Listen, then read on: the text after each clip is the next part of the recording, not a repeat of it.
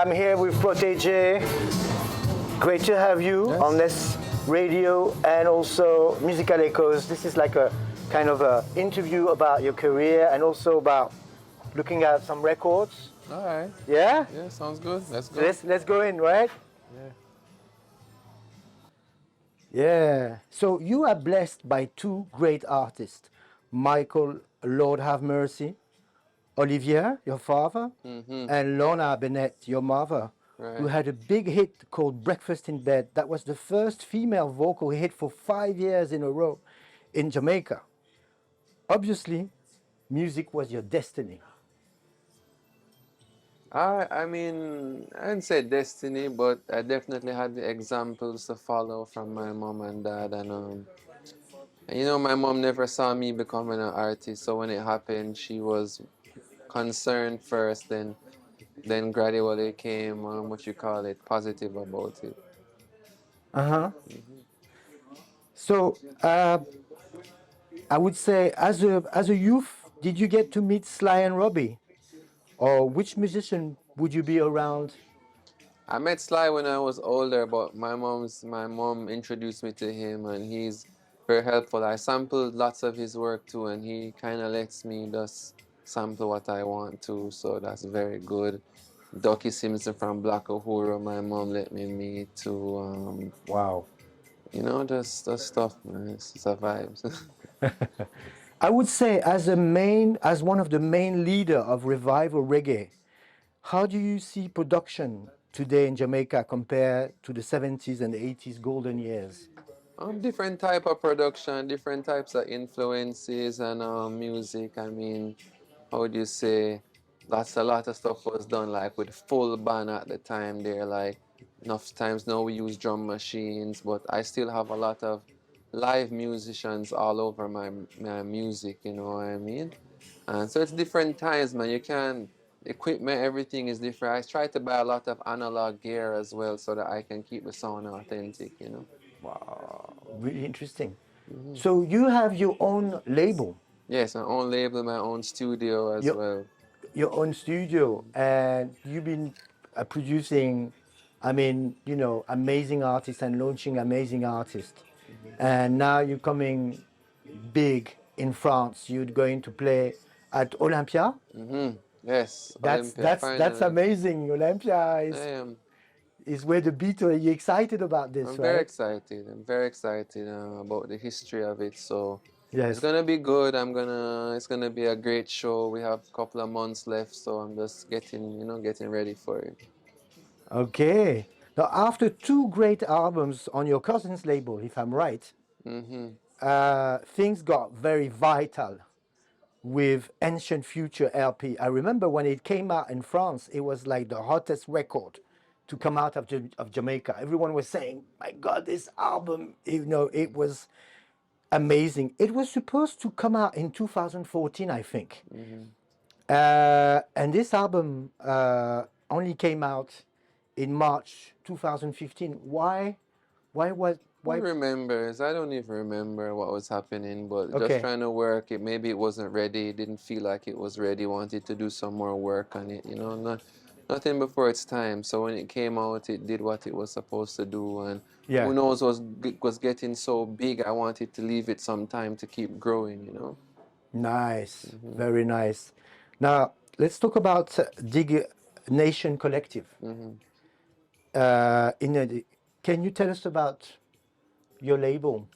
Yeah, Indignation Collective. I started it 2013, 14, so I could put out my album and did Ancient Future, released two projects for Savannah, Lila Ike, Jazz Elise, and looking to do more productions as well. I'm really into producing and creating music from that way. So it's a platform I wanted to give myself and other artists to be able to put music out. Okay.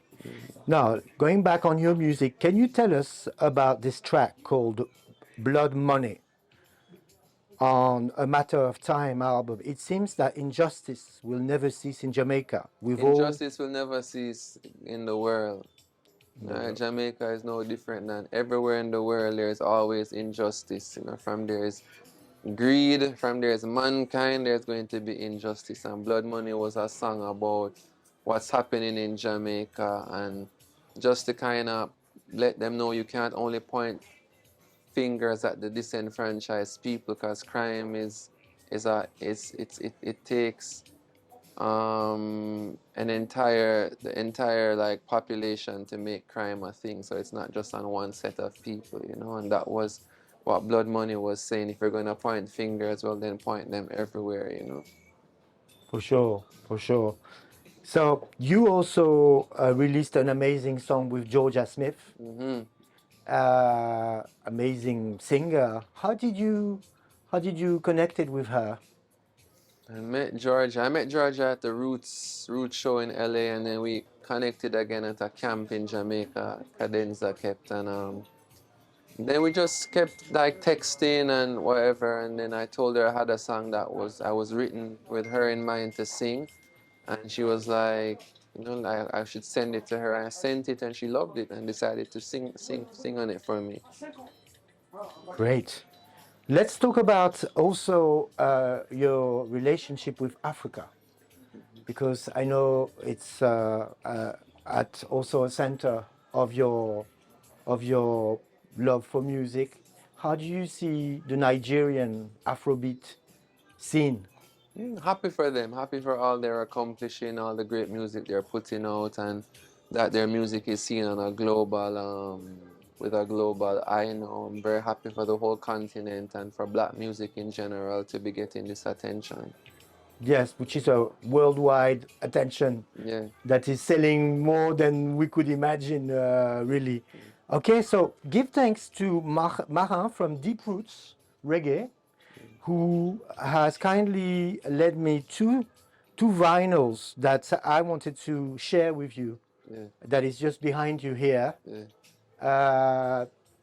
Marin has a great store called deeprootsreggaeshop.com, and he has brought me this 12-inch from this singer. Oh, Heine Kamosi, dope. Yes. No, I don't know this. So Yeah, maybe we can play it just quickly yeah, if you want to hear it. yeah. All right, nice one. You can give it to Eric. Pleasure. Yeah. Face up. Yeah, there's a lot of reggae here, obviously.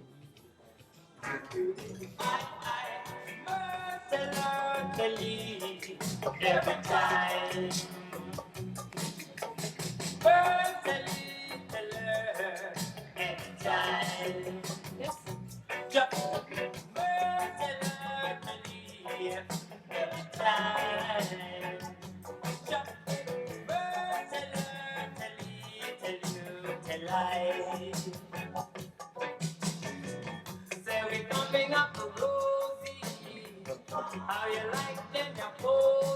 Does it have a dub on it?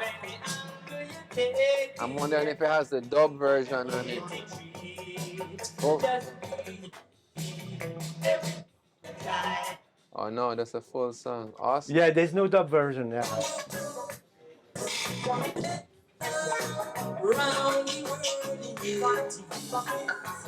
Every man is own. But every order Never heard it before. I'm happy to share this with you, man.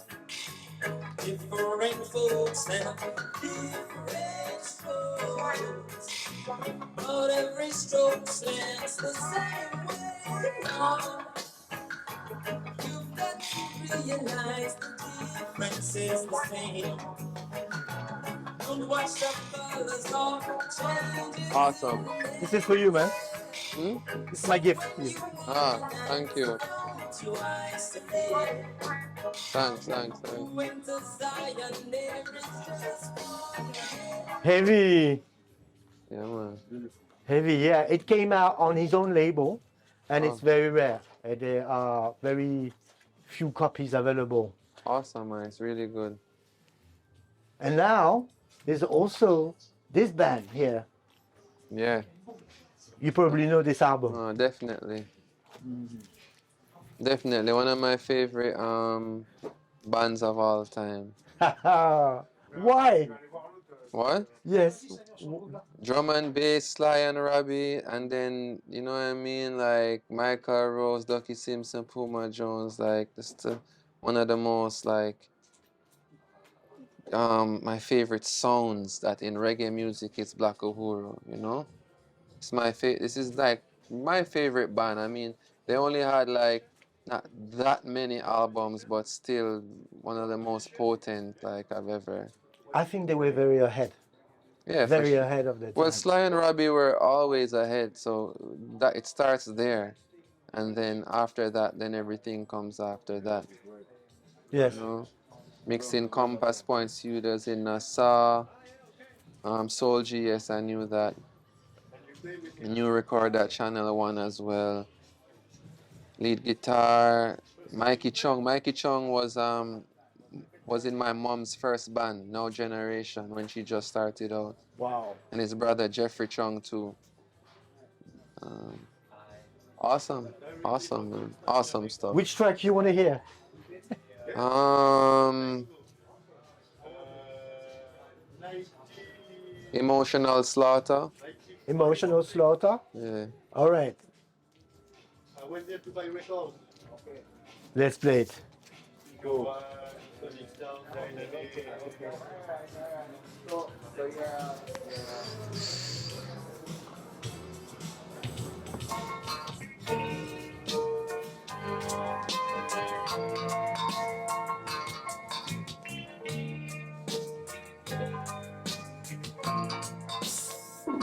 Emotional slaughter. So come, let's start ya. Start ya. Emotional slaughter.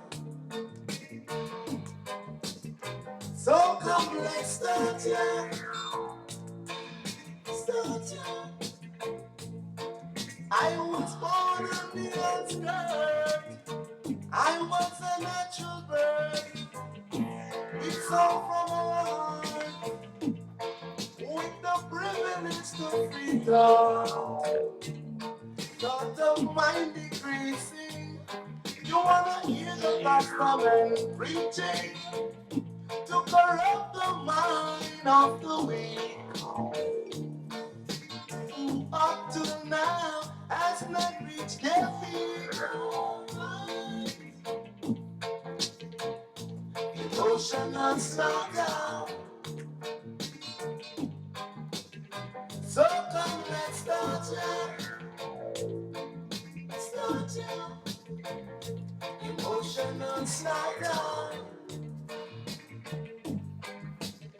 So come, let's start ya.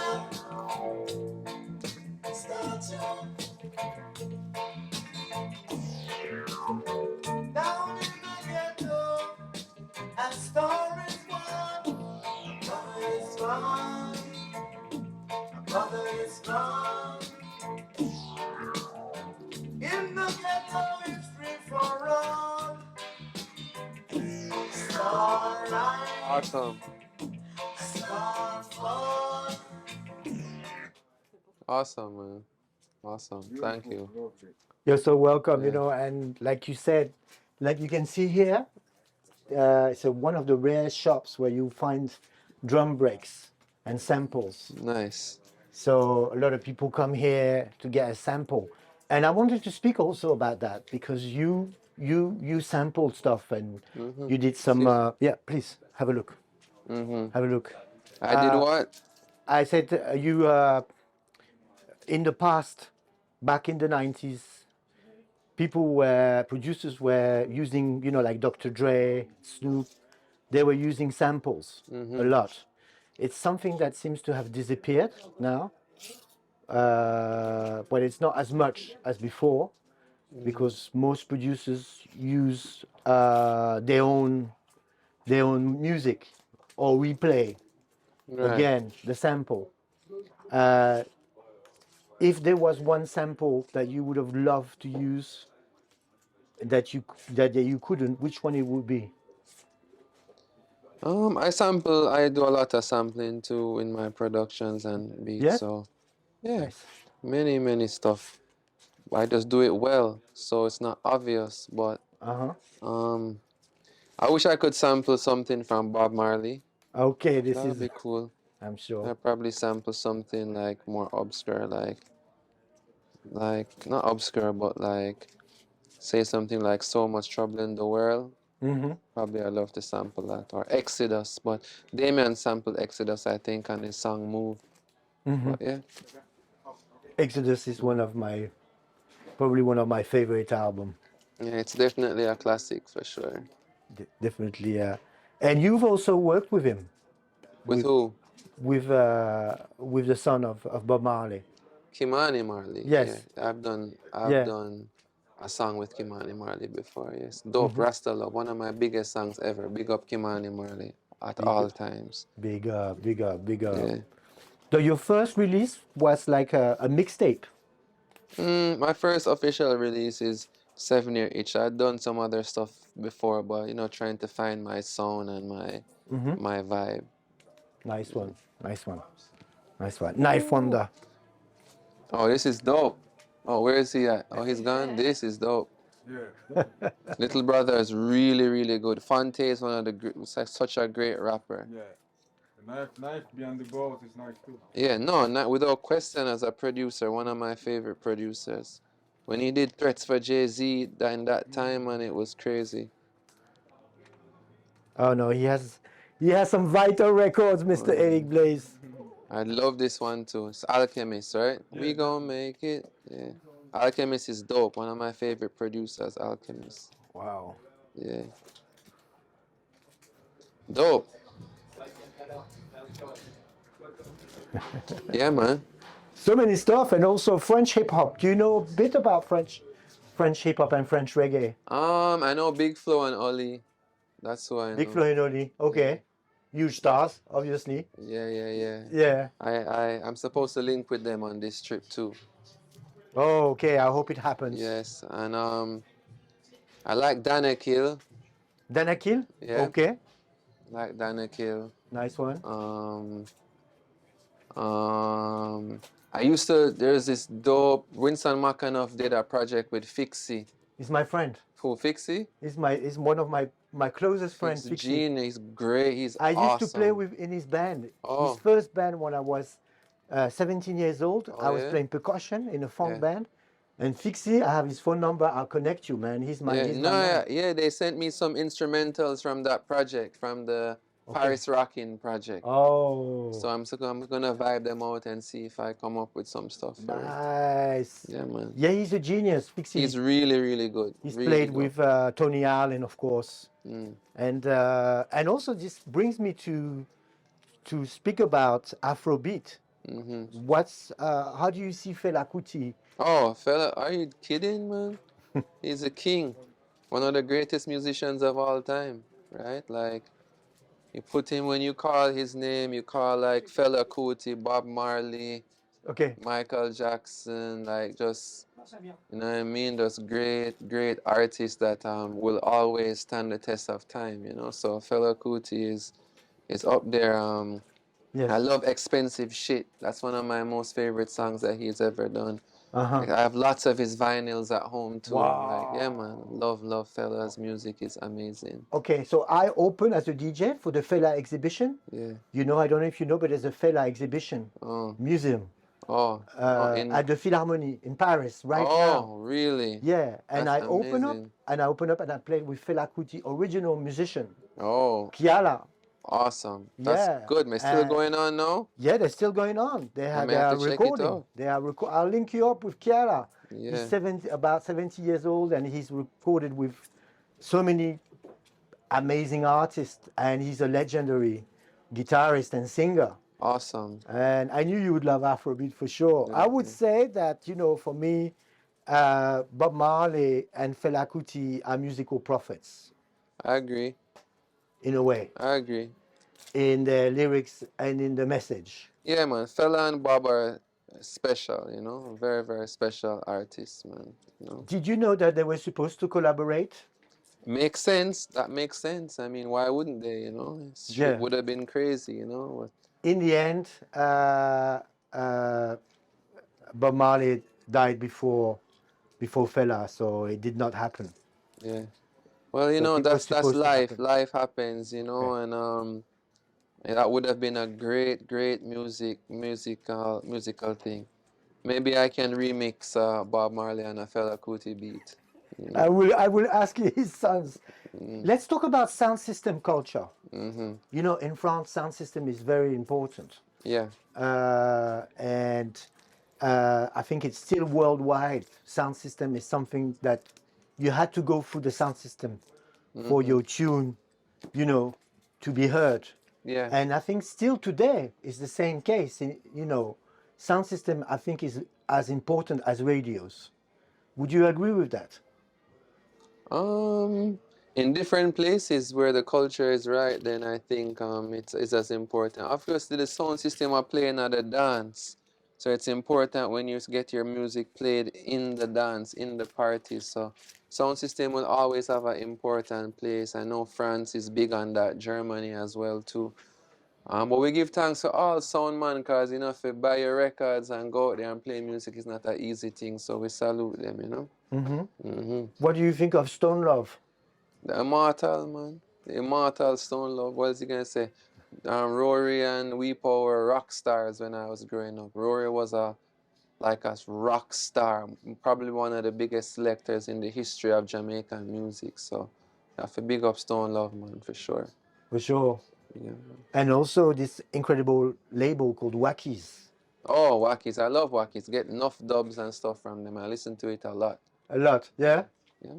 Yeah? I have What, lots of them. So Wackies Volume 1, Volume, like, there's different stuff. you know this one? This is a 45. Yes. I don't be having 45s. I collect mostly albums, but I'm gonna have to start collecting some rare stuff like this, you know? Okay, Eric, let's play it. So we can finish the interview with this track.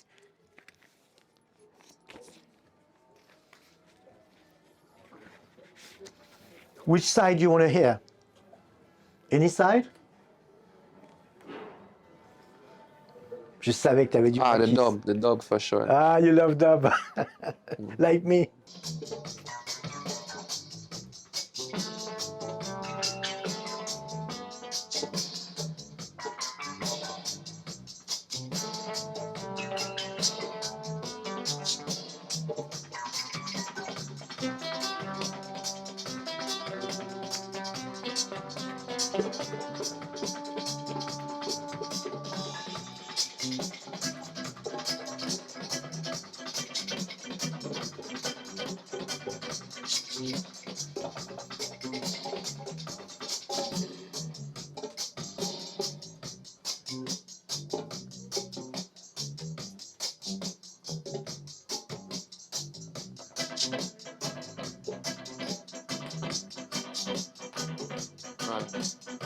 Awesome.